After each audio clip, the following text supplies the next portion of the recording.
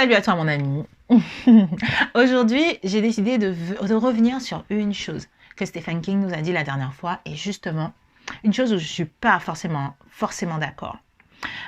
Stephen King nous dit de faire attention à l'orthographe et que c'est important pour un écrivain d'être compréhensible. Et oui, c'est vrai, c'est vrai. Si l'écrivain n'est pas compris par son lecteur, n'est pas compris par l'éditeur, comment est-ce qu'il peut espérer être compris? Le problème avec ce conseil, c'est que pour moi, il y a un contre-conseil. Et c'est là où justement, ça m'énerve. Dans mon groupe, par exemple, je ne supporte pas la critique. Mais pas la critique constructive. La critique constructive, c'est très bien. Mais la critique au niveau des fautes, par exemple. Parce que, tout simplement, moi, je prône la tolérance. Je prône le respect de l'autre. Et tu ne sais pas qui est derrière ton écran. Tu ne sais pas qui est là derrière ton écran. Tu ne sais pas ce qu'il a vécu. Tu ne sais pas, en fait, où il en est. J'ai des personnes que je coach, des personnes que j'accompagne, même parfois gratuitement sur mon groupe, parce qu'elles ont gagné ce privilège. J'ai accompagné dernièrement quelqu'un qui faisait des fautes. Effectivement, je l'avais remarqué, mais je m'en fous des fautes, concrètement, parce que moi aussi, j'en fais, mais j'en fais en pagaille. Donc, au final, je m'en fous des fautes. Donc, je l'ai accompagnée concrètement. C'était une séance. Tout simplement, elle a duré 2 heures. Et là, cette personne m'a expliqué, est-ce que les fautes, ça te bloque? Moi, je lui ai dit non, parce que moi, je suis comme ça. Mais il y a beaucoup d'écrivains qui ne le sont pas, qui sont là à critiquer les fautes, à dire « ouais, vas-y, va prendre un Becherel, apprends à parler, apprends à écrire, c'est quoi cette merde, etc. » Qui refusent de lire s'il y a des fautes. Je ne fais pas partie de cela. Donc, si tu es dyslexique, bienvenue sur mon groupe. J'ai envie de dire à ces gens-là qui critiquent ça, c'est quoi votre problème concrètement? Ça vous choque, ok, ça vous choque, ça fait saigner les yeux parfois, c'est vrai, oui. Mais est-ce que tu connais la personne qui est derrière ça? Est-ce que tu sais ce qu'elle a vécu? La personne que j'ai coachée, justement, a eu un grave accident de voiture et a aujourd'hui des séquelles. Elle a dû réapprendre à écrire correctement, à ne pas faire de fautes, et c'est un apprentissage permanent. L'écriture l'a fait passer de ce niveau à ce niveau, en termes d'orthographe, en termes, enfin, par rapport aux fautes qu'elle faisait auparavant. Comment est-ce qu'aujourd'hui, sans savoir ça, je suis censée venir dire à la personne, vas-y, va apprendre à écrire, vas-y, mais c'est quoi ton problème? T'écris quoi là? Tu crois que t'es auteur, mais c'est quoi ton problème? Franchement, des trucs que j'ai déjà lus, parce que les gens faisaient des fautes, des personnes qui se font discréditer, mais descendent totalement sur les réseaux, ça me gave.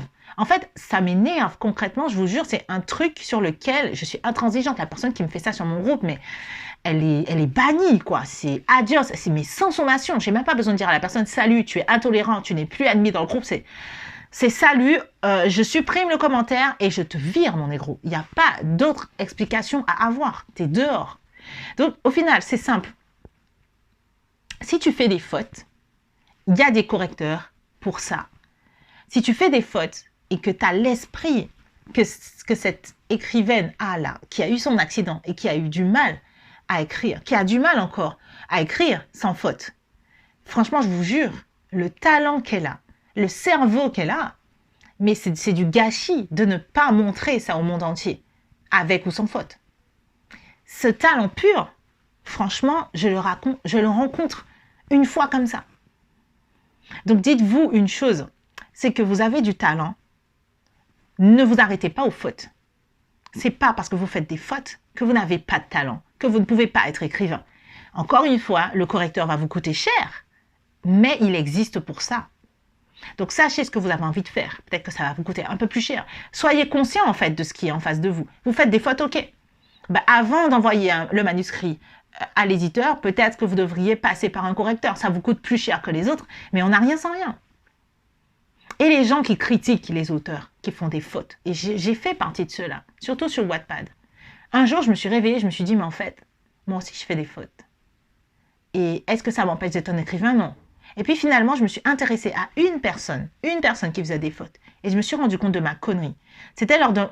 J'avais un premier groupe Facebook, on était environ 3500. Pardon. Et cette personne était dyslexique. Et elle est venue sur mon groupe, elle a dit quelque chose. Et je vous assure, tout le monde est venu lui dire, ouais, vas-y, franchement, la prochaine fois, parle pas. Parle pas parce que c'est de la merde. T'as vu le nombre de fautes que tu fais? Et finalement, j'ai été parler à cette personne parce qu'elle a supprimé son message et je lui ai demandé, en fait, comment elle se sentait. Elle m'a dit, plus bactère, je serai jamais écrivain, en fait. Parce que je sais pas écrire sans faute. Je suis dyslexique et dyspraxique également. En gros, c'est quand tu n'arrives pas à faire... Enfin bref. Le truc, c'est que quand elle écrit comme nous. Par exemple, moi, quand j'écris, le premier geste, c'est bourré de fautes. Je m'en fous, je réfléchis pas à mes fautes. Et ensuite, moi, je me relis pour corriger mes fautes. Mais elle, quand elle se relit, elle peut pas les corriger concrètement puisque les mots s'en mêlent. Et au final, j'entends souvent des gens dire « Ouais, mais dyslexique, c'est pas dyspraxique, c'est pas pareil. Quand tu écris sur Internet, etc., en gros, t'as pas de mal à écrire les mots, t'as juste du mal à les lire. » Ben oui, mais si t'as du mal à les lire, quand tu dois te relire pour corriger tes fautes, tu peux pas corriger. Bref, je vais pas débattre longtemps de ce qui peut empêcher à quelqu'un de pas faire de fautes. Je demande juste une chose, respect, tolérance. C'est juste ça. 2 choses du moins, respect et tolérance. Ça vous sert à quoi de descendre quelqu'un parce qu'il fait des fautes? Vous connaissez son passé, vous connaissez sa vie, vous savez les handicaps qu'elle a, vous savez tous les efforts qui lui ont fallu pour arriver face à vous et donner en toute sincérité un texte bourré de fautes. Vous pensez que les gens, ils sont là, ils disent « Ah, j'adore écrire, j'adore faire des fautes et je vais soumettre mon texte, ça va faire chier à quelqu'un. » Non, non, personne n'a envie de faire des fautes, c'est la honte. Arrêtez de dénigrer les gens. La vérité, arrêtez de dénigrer les gens. Juste remettez-vous en question, vous, ceux qui sont en train de critiquer les autres, à dire « Ouais, tu fais des fautes ou pas des fautes. » C'était juste ce message-là que je voulais faire passer. Ça fait longtemps que je veux le faire, mais c'est en parlant justement avec toi, ma belle, tu te reconnaîtras. Je ne vais pas dire ton nom, mais concrètement, en te parlant, c'est venu encore plus confirmer ma vision des choses vis-à-vis des fautes d'orthographe en étant écrivain.